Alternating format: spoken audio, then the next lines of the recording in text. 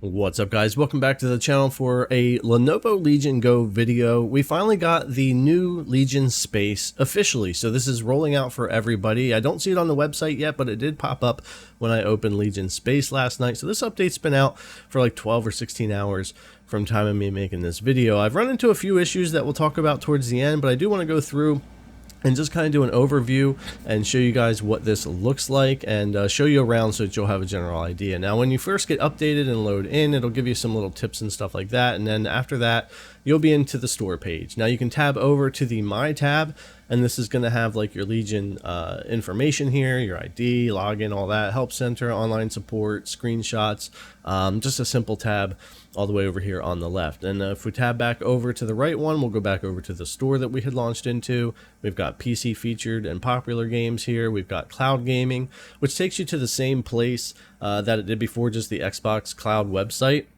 Not even the cloud website anymore, so I don't know. They need to work on the cloud gaming part of things. But other than that, we've got our store in here, which is what we had before, but it looks nicer. In general, the UI is updated and just looks better for Legion Space here. It's still a little bit clunky and has some issues, and we'll get into some of that. But yeah, so if we tab over again here, we'll be into library, and we have our game platforms. So if they're not installed yet, you can download them. If they are installed, you can open them from here. And this actually looks really nice and has worked well for me.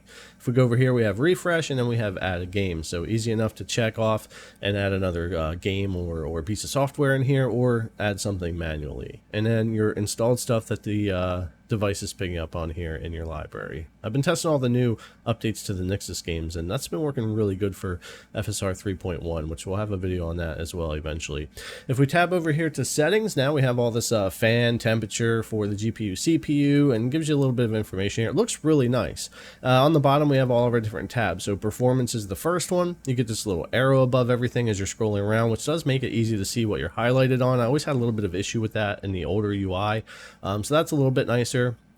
This is basically all the same settings and information that we had before with Legion Space, but it's just all been totally redesigned with the UI, and it's nicer and cleaner. So anyways, down here to the rest of the performance, you have your FPS limiter and all of that, and your OS power mode in here.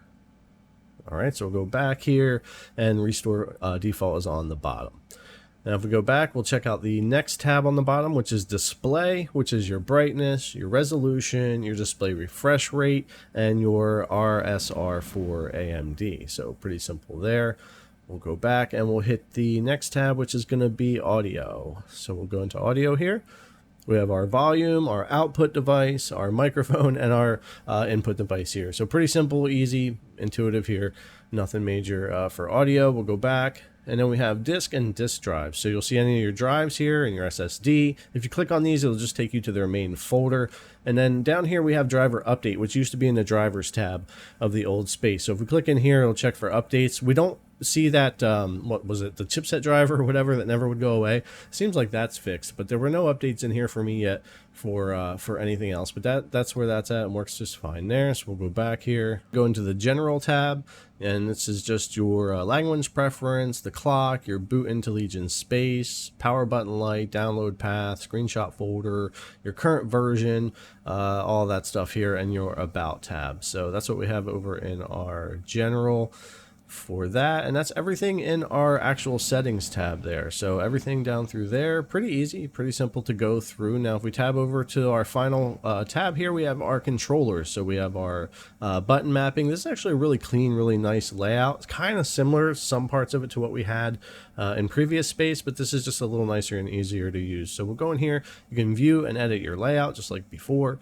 Go in here, change all of your buttons if you want to. You have your front view, your rear view, and you can do all that. You can always restore everything as well, or reset the templates and make your own there. And same thing for the FPS mode. So just like before, we can go in and edit all that. Just looks a lot nicer now than what it used to. We have our joystick lighting over for our next setting here. Simple enough. Your lighting profiles, your effects, and then of course you have your brightness, your speed in here. So simple, but easy to get to and change up that. So we'll go back, and our next tab is going to be the joystick settings. So this is where you can go in and you have your dead zone sensitivity or dead zone area for each, and then you have adjust joystick dead zone here. So go back again, we have trigger settings, and then you have your left and right triggers just to adjust those zones for your trigger. So simple enough, but looks good, easy to use here. So we'll go back. This is definitely a nice redesign and UI for everything, so no real complaints about the settings. This is actually pretty nice. And the final tab over here and more just has your vibration, controller mode, your gyro behavior,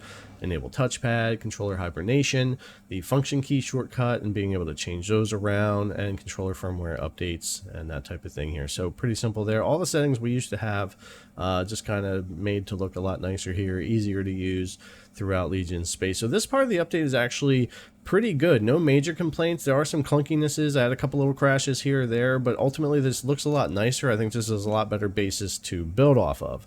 Now we do have the quick access menu, which also got an overhaul on how it looks, but it isn't really changed other than that. It's all the same information that you had in here, basically laid out the exact same way as before.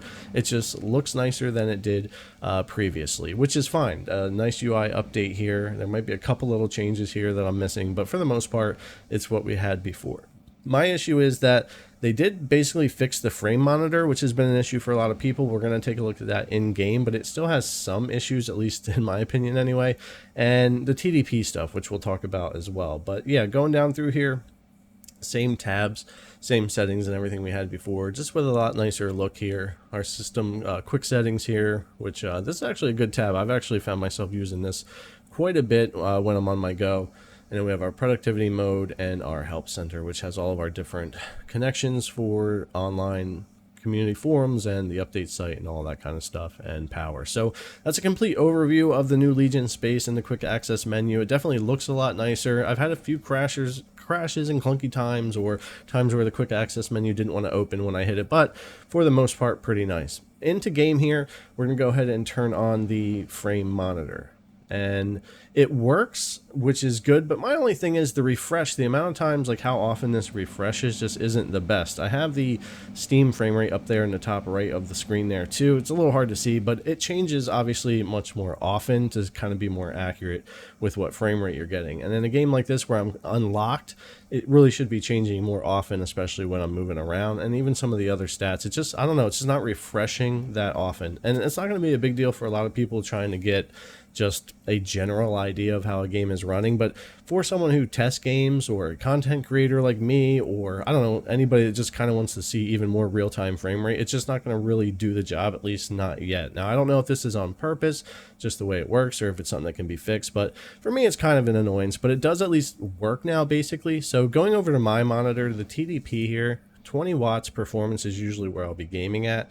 Works for the most part, but I did want to go in and do some changing because I had somebody tell me they were having some freezing and problems with changing TDP in game, which we used to have before, and then it got fixed for me. Well, in this update, it seems to be back. So if I cycle through and I hit my custom mode and 30 watt mode, it definitely has some issues when it comes to performance. It's not doing what it used to and increasing my performance the way that it should. So it's either something's not switching, or it's not reading right, or whatever there. It's just not working properly. And when I swap through the modes, and I go to, say, the 10 watt mode, and I try to go up to the 15 watt mode or the auto, it does what it used to do, where it just tanks, never stops at 15, and just keeps going down even below the 10.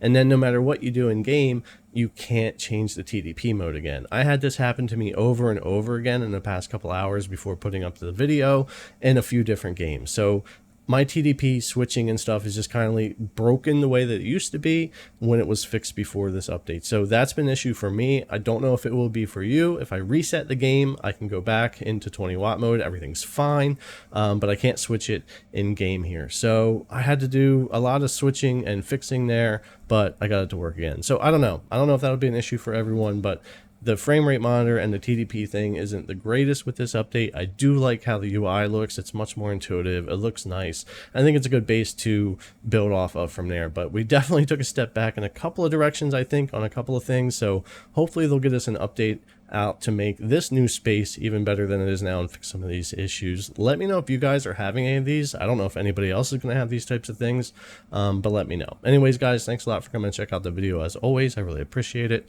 and I'll see you in the next one.